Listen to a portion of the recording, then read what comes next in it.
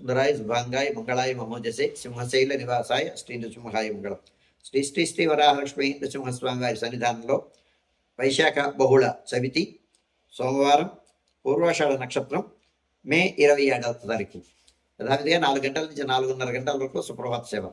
సుప్రభాత సేవలో భాగస్వాములు కాగోరు వారు దానికి తగిన రుసుము చెల్లించి సంప్రదాయ వస్త్రధారణంతో పరిమిత సంఖ్యలో భాగస్వాములు కావచ్చు.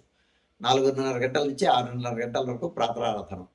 ప్రాతరారాధనలో భాగస్వాములు కాగోరు వారు దానికి తగిన రుసుము చెల్లించి సంప్రదాయ వస్త్రధారణంతో పరిమిత సంఖ్యలో భాగస్వాములు కావచ్చు.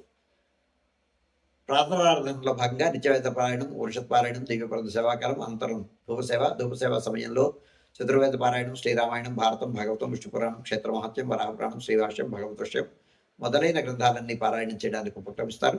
అనంతరం బాలభోగ నివేదనం అయిన తర్వాత నిత్యహోమం, బలిహరణం అయిన తర్వాత మంగళాశాస్త్రం, చాత్మరగోష్ఠి, తీర్థ వినియోగం అయిన తర్వాత సుమారు 6:30 గంటల నుంచి సర్వదర్శనం ఆరంభమవుతుంది.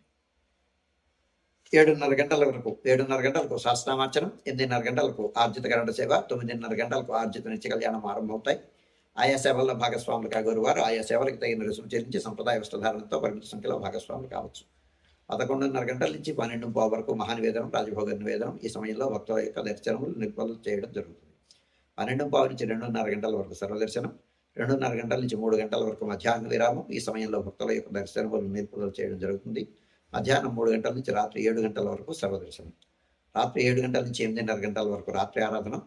రాత్రి ఆరాధనలో భాగస్వాములు కాగోరు వారు దీనికి తగిన రుసుము చెల్లించి సంప్రదాయ వస్త్రధారణతో పరిమిత సంఖ్యలో భాగస్వాములు కావచ్చు. 8:30 గంటల నుంచి 9 గంటల వరకు సర్వదర్శనం, 9 గంటలకు ఏకాంత సేవ కవాట బంధనంతో ఈనాటి కార్యక్రమం సుసంపన్నమవుతుంది.